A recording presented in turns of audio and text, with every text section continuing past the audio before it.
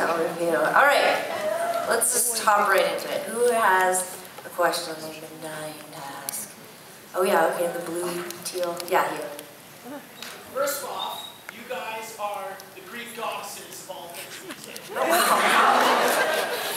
Might be an exaggeration of our abilities, but thank you. You made it. Oh, thank you. But I noticed how Sainthood was maybe, I don't want to say heavier, but a lot kind of rockier than some of your other tracks, or albums, sorry. Was there a reason behind that? Were you trying to appeal to a broader audience, or is that something you guys wanted to do for a long time? Well, I mean, the answer to that's kind of complicated. Thank you for the question. It's a great question. I think it has more to do with evolution of us as people, and also, you know, and then it kind of gets into territory of like, we've been doing this now professionally for 13 years, and we've been writing and playing music for 15 years, and I think we just, you know, from record to record, we get tired of doing what we did before, and we just want to experiment. Like some records, we want to play a lot of electric, and sometimes we want to play a lot of acoustic. Sometimes I'm like, let's just go out, Sarah and I, and sometimes I want to bring a 15-piece orchestra. You know, it sort of ebbs and flows with where we're at personally. So with Sainthood specifically, what we were actually trying to do is pretend we were a band, like a real band, like a band that sits in a space and writes music together and jams together and then records it together live off the floor, like old school styles. And we recorded it in a very old school studio in Los Angeles where like a lot of the Tom Petty records were made, and like, you know, the first couple Nirvana records were made, and it was like, we literally set up in this giant room and like jammed for like a month, and I think it was necessary for Sarah and I as like human beings, but also artists. I think it gave us a lot of confidence, and I don't know if I would make a record that way again. I feel like the intimacy of So Jealous and The Con is something I'm much more attracted to long term. Like those songs have so many nuances and vulnerabilities in them that I feel attached to them and I feel emotional when I play them. So, but yeah, like I think we wanted to rock out a bit. And then the last piece, what you're saying about appealing to the mainstream, I think Sarah and I are definitely still indie rock, and we still have that sort of DIY aesthetic, but I think we're definitely wanting to have a bigger audience, if only just to show that you can be the kind of people we are and still appeal, you know, like we feel like what our message and who we are as people is important, and we don't want to limit it. So, but who knows, the next record could be like a polka record, or like, maybe we'll do dance music. I mean, I have no idea. So far the demos are pretty, just very Tegan and Sara, so, but who knows, you know, you never know. So, but thank you for the question. Thank you guys. Yeah. Thanks, thank you. All right, a question maybe from this side now. Yeah. You can ask 2 questions. Yeah, I can't say no to people. I'm a people pleaser.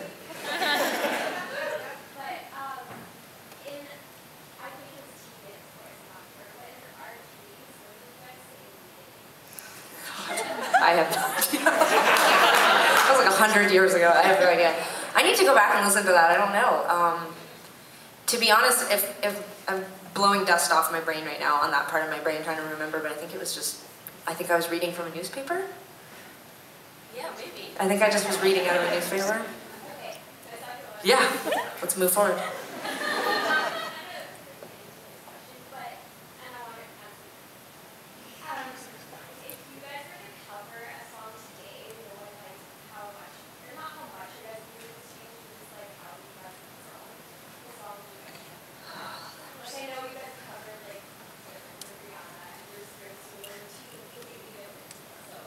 So who would we cover?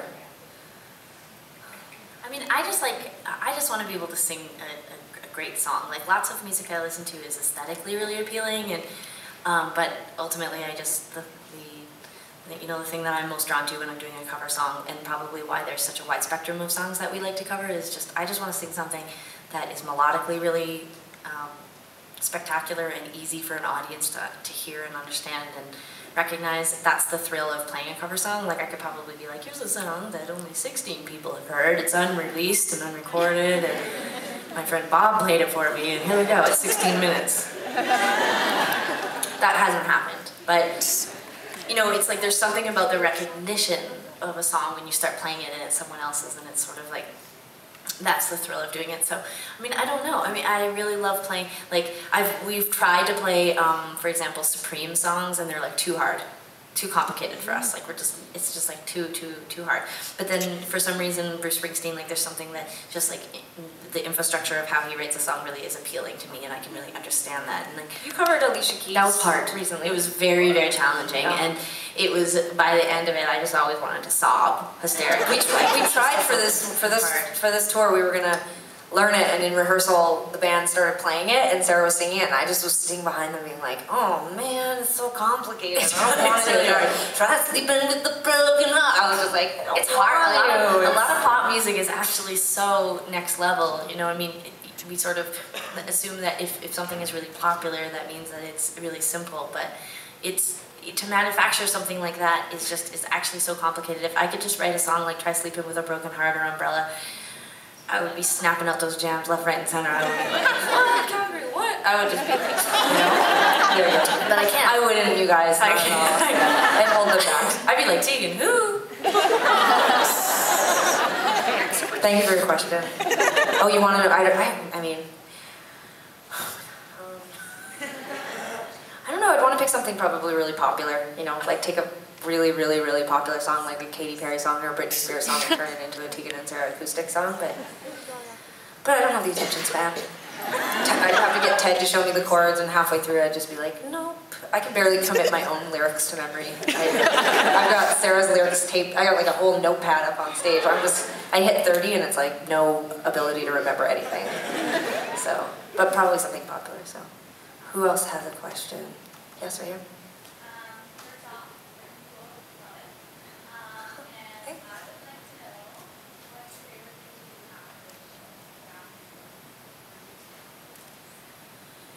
Well, our routine after a show oftentimes changes.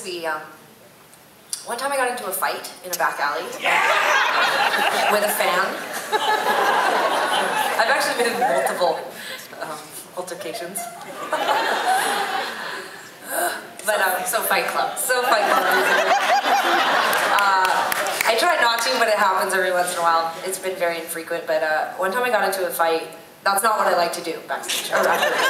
But one time I got into a fight with a fan after a show because it was, a really late show. Like we were probably off stage around midnight or something, and then we had oftentimes what happens after a show is that the promoter or your management or the record company bring back like VIPs, and you like sort of shake hands and take photos and meet people, and then your family and friends are there, so you do that, and maybe it's like 1 a.m. and you're loaded out and you leave to the venue. Then you go to a hot tub, and it's filled with people. That never happens. Okay, so we're leaving the venue this one night, which was very common, and there's maybe 100 kids or something out back, and it's like pouring rain and it's late, and your instinct, of course, is that you want to hang out and you want to sign things and you want to take photos, but it's dangerous, first of all, and it's also kind of creepy sometimes because you're like, unless you're carrying a knife, which I do, so. Yeah, no. Most people are killed or injured by their own weapons. Did you know that when they're that? Oh, that scared me. Don't do that. Okay, so anyway, we go outside, and there's always this instinct that you want to stay, you want to sign everything, you want to do it all. But anyway, oftentimes the venue people are like, get out, get off our property, leave now so we can go home kind of thing. So we were being kind of pushed out of this venue one night, and we were like, no, we want to stop, we want to stop. So we start signing things and we're taking photos, and this girl, she like, it's her turn or whatever, and I'm like, hi, how's it going? You want me to sign your stuff? And whatever, and she's like, thanks for finally getting out here, or something like that. And I was just like, pardon? And she's like, thanks a lot for making us wait. Like, lays it on thick, right? And I'm like, well, we were working, we were busy backstage. And she's like, this is your job. And I was like, well, no, technically this is extra. And I was like, we had a long day, we traveled really far, whatever. Usually post-show, we like to relax a little bit, maybe have a drink, pack up our stuff. A lot of us shower before we get on the bus because it's like 12 or 14 hours before we get to a venue again. And she's not having any of it. She's like, whatever, just get in the photo.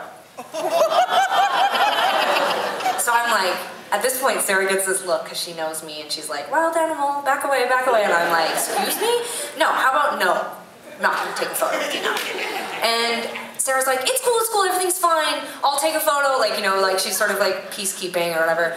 And the girl grabs me and like yanks me like towards her or whatever. And I was like, what the, like, you know, like I'm gonna like in a bar brawl all of a sudden. And our tour manager at the time was a bigger gentleman, and he was from New Jersey, really funny guy. And he kind of like got involved, and he got in between us, and the girl was like, "Wah!" And he was like, "Wah!" And like they were just, I was just like, "Wah!" Like, you know, like, madness, you know. And at one point, this was like my favorite thing a tour manager's ever said, but basically she was going off about how we should behave, and he was like, you know, we don't come to your job at 7-Eleven and tell you how to run the Slurpee machine. Too far. Too far. I was like, everybody, we gotta walk away. And so we finished signing things, and Sarah took a photo with the girl, I walked away and whatever, but so typically that's kind of what I like to do after a show. Or I like to read. Or watch an episode of like Arrested Development. Whatever. But okay. Thanks for the question.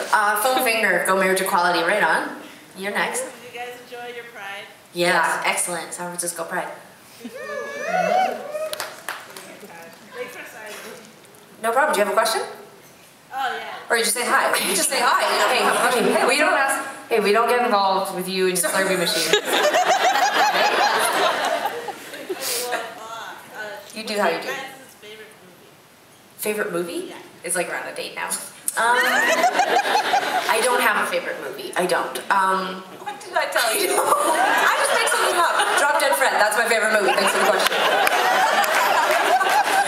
Sarah's like, I can't tell you a anything lot about of movies. I don't like to be narrowed down. It's like Sarah hates Facebook. Neither one of us, just for the record, have ever had a Facebook page, a MySpace page, or a Twitter or anything like that, but people think we do. Just for the record, we do not. But Sarah hates Facebook most of all because she thinks it's irritating that people write down all the things about themselves for everyone in the world to see.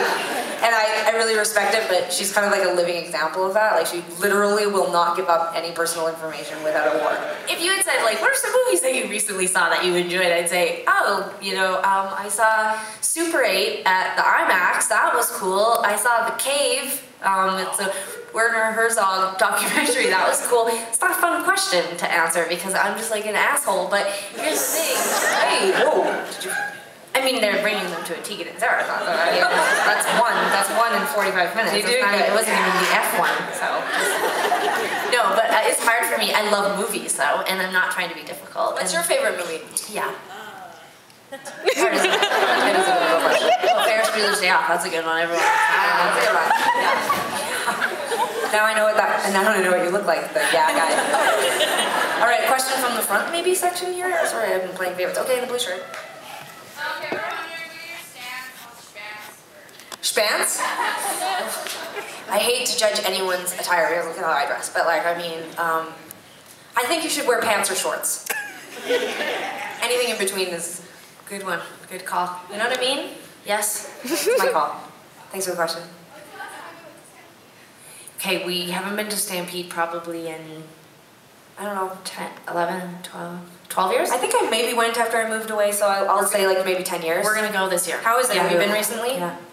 No. Do you go? I'm going Mexico on Tuesday, so I can't. Okay, so no Stampede man. for you.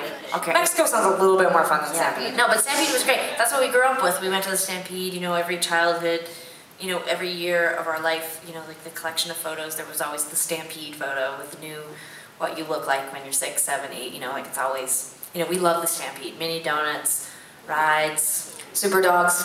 All right, another question. meet you at the big clock. You know. In the back with the paper in your hand? Yeah, you. Oh, well, whichever. How was it working with Chris Walla? Just terrible. What an awful person. Chris Walla is really sweet.